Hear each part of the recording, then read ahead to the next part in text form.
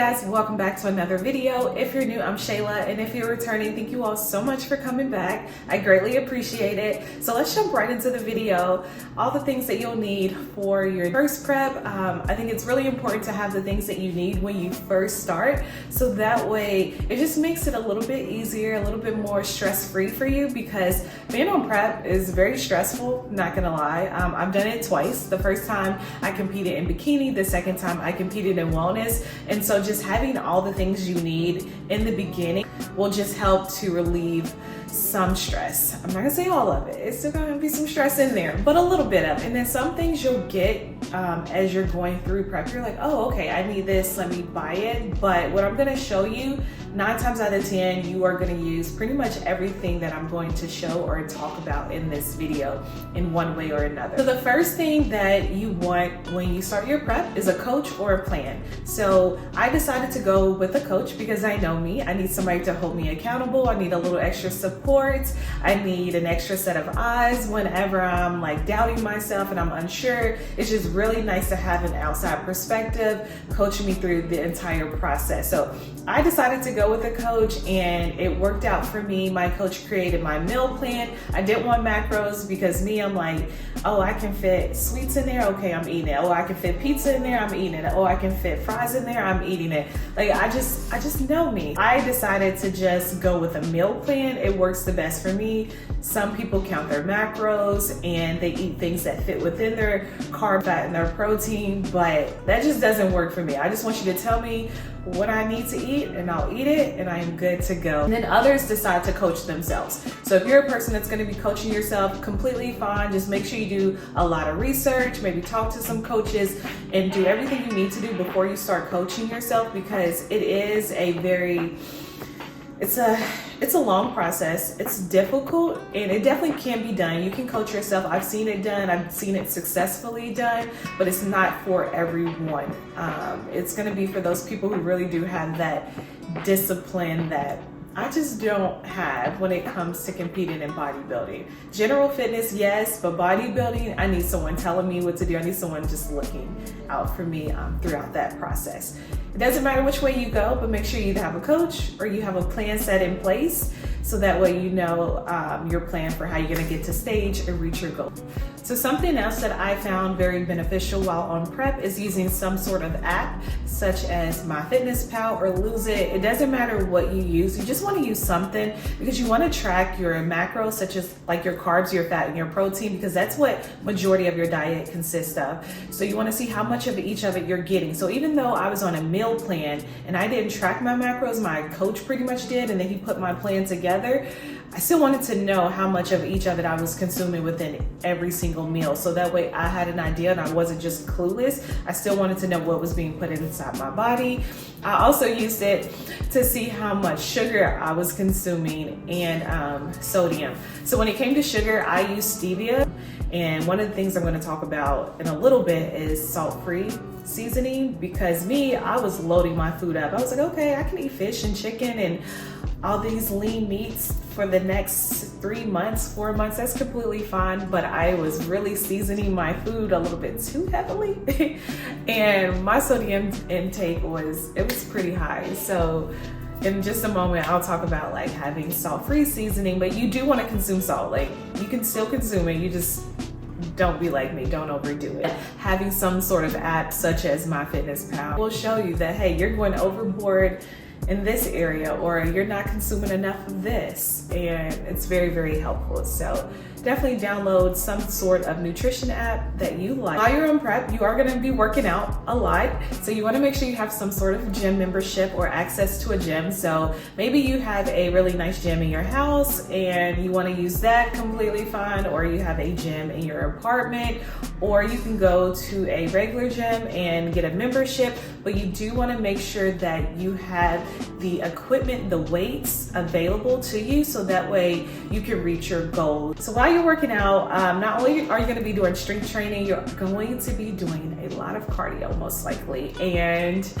I know cardio is not a lot of people's favorite, but you can enjoy it a little bit better with some really good running shoes. So just make sure that you have amazing shoes while you're doing cardio. So for me, I have 2 pairs of shoes. I have my training shoes, which are usually like my NoBulls, and then I have my running shoes, which are my Brooks. And my Brooks are what I'm using when I'm on the ellipticals, when I am on the treadmills, if I'm running, whether it's indoors or outdoors.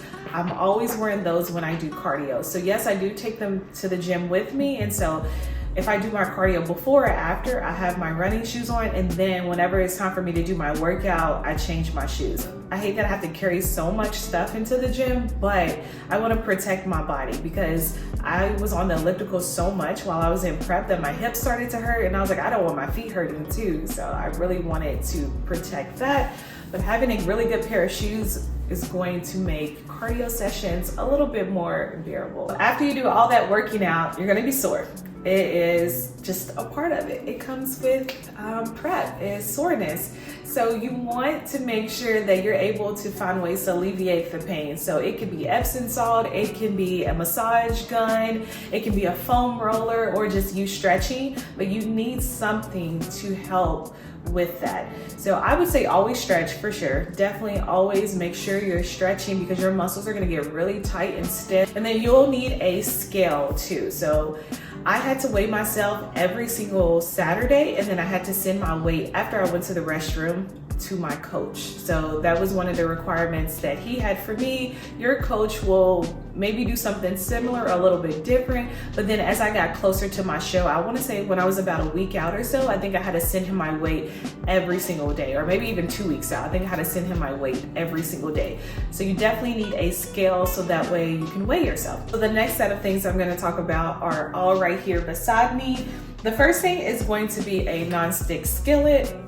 You want to make sure that you have a really good non-stick skillet so that way you don't have to use as much oil when you're cooking. So you can use a skillet to cook, or you can even use an air fryer as well. I didn't have an air fryer when I was on prep. I do now, but I wish I had one. That would have made life so much easier. But having a really good non-stick skillet so you don't have to use as much oil is helpful to kind of cut back on that. You also want to make sure you have measuring cups because you want your food to be accurate. So for instance, if my coach says that I can eat a half a cup of whatever carb of my choice, let's say I do mashed potatoes or something, that was like one of my favorites, I can only have half a cup. So I would scoop it out of the container after making it, and then I would take like a knife or something and go across the top to make sure it was exactly half a cup. So it's really important that you have measuring cups so that way you're not going overboard on what you're eating, because when I'm hungry and I have to eyeball what I need to eat, oh, I'm going overboard. I want all the food, I want all the carbs, everything, all the fat, give everything to me. So having measuring cups helps. And then a food scale. This food scale is a little dirty, sorry you all, but you want to make sure that you have this. And it doesn't have to be this specific one. You just need some sort of food scale so you know how much of your food you're eating. So typically you weigh your food after you cook it because it will lose some water. So if I make fish, I'll cook my fish and then I will put my container on top of here. My container weighs a certain amount and it would show up on the screen. And so when I put my protein inside of it, I have to take into consideration that it's already weighing my container that's on top of it. For me, I consumed roughly, I think 4 ounces of protein every single meal, and I don't think it ever went over that. Maybe towards the end, I might have gotten a little bit more, maybe 5 ounces of light protein, but for the most part, it was around 4. I like to have one that I can keep in my kitchen, but also a portable food scale as well. So having both of those, so that way you can travel and you have your portable scale, and then you can also use the one that you have at home whenever you're home. I don't use it anymore, but if I ever do another prep, I can use it. So I am gonna keep it, but on a daily basis, those days are over for me. But there's nothing wrong with it. If you wanna use a food scale, go for it. You're going to need some type of container to put all your food in. So after you prep, your food needs to go into some type of container. I prefer glass just because it doesn't stain and it's really easy to clean. So I have these Ello containers, which I absolutely love. You're not gonna love it if you don't like your food to touch. I know some people are very particular about that. They don't want their food to touch. I could care less, but it's just open. So this might not be ideal for everyone. They might make some that have dividers in it, and I'll put everything down below that I can find online, so that way if you are interested in anything that I'm showing you, you can just click on the link. I also purchased some Ello little containers for sauces and dips and anything liquid, because these containers seal really nicely, and I didn't have to worry about anything leaking. And I have these little containers. I want to say I got them from the grocery store, maybe Kroger, but you can probably find them at Walmart or just your local grocery store. So I would put like nuts in here, seeds, fruit, like berries, mixed berries. I would put stuff like that in here as well. Water. You're gonna drink a lot of it. I think I was supposed to drink a gallon a day. Did I get to a gallon? I think I more so got to like half a gallon or something like that. So I purchased a HydroJug, which is this here. Let me get the cover for it so you all can see the whole thing. And it just comes with like this little carrier here, and you just put it inside of it. And I like this just because I didn't like carrying around water jugs personally.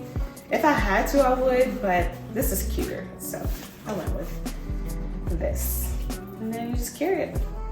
And it's so helpful too when you're in the gym and say you have some stuff in your hand, you can put it on your shoulder if you want to, or you can carry it this way. I don't really carry it this way because when I'm in the gym, I sweat a lot, and so maybe it's just me overthinking it. I'm like, I don't want it this close to my armpits and me sweating, and then I put my arm on top of it. I could be overthinking it. But so normally I carry it like this, or sometimes even this way. But yeah, very helpful. Have some type, you're gonna need a lot of water, or you could just have like a regular water bottle when you go to the gym if you don't want something this big, but you do want to make sure you're keeping track of however much water you're consuming, because your coach is going to ask that you consume a certain amount of water. So it could be half a gallon, a gallon. Oh, the thing about this, it is not insulated, so it does not stay cold. But when I consume a lot of water, I don't like it to be cold. If it's just in the moment, so if I'm working out, it can be ice cold. But if I'm consuming a lot of water throughout the entire day, I like it to be room temperature. So that's why I got this as well. So personal preference. Let's keep going with the liquids. This is not a necessity. Put it in here because I drank a lot of tea. I had problems with my digestion, so in the morning before I would eat, I would drink ginger turmeric tea, and I would put it in here. I think I would put like honey in here and then like some stevia, and mix all that up and drink that pretty much every single morning, and I would just take it to work with me. So that's why this is very important for me. But again, you don't necessarily have to have it, or maybe you're a coffee person, it comes in handy as well. And then having some sort of shaker bottle. This is the perfect size for me. You can get the larger one if you need it. And then when it came to protein, when it comes to protein or just any type of powder, just having some sort of container that you can put it in, so that way you don't have to carry the entire thing around. Like, this is really big, right? So you can either put this in, some people put them in like little baggies and stuff, but I just wanted something that was reusable. So I would put my protein in here. I would go to the gym after my workout, just take the lid off, dump it into my shaker bottle, and then I was good to go. They also have protein containers that have like multiple openings in it. So you could put like 4 servings in it. And then after 4 days, you refill it again. So check on Amazon, they do have those as well. Or if I can find like a picture, I'll put it in the video or a link down below. But having some type of container for your protein, for your BCAAs, for any supplements that you have, and then maybe that you don't want to carry around. Because I didn't want to carry a bunch of stuff, so if I can kind of downsize, I will. So while we're on the topic of protein, I did drink protein as well. So this is gonna kind of go into well, we might as well go ahead and go into supplements. You are going to most likely need supplements for your prep. I'm not going to say you have to take supplements. That is going to be between you and your coach on what you all decide to do. I didn't take plant-based. This is all I have right now, so I'm showing you, but I use the ISO 100, I believe. I'll put the name somewhere in this video. Just talk to your coach, figure out what's gonna be the best for you, because it's different for everyone. Some people need something and the others don't, and so just kind of figure out what that is, what your protein regimen is going to look like for you.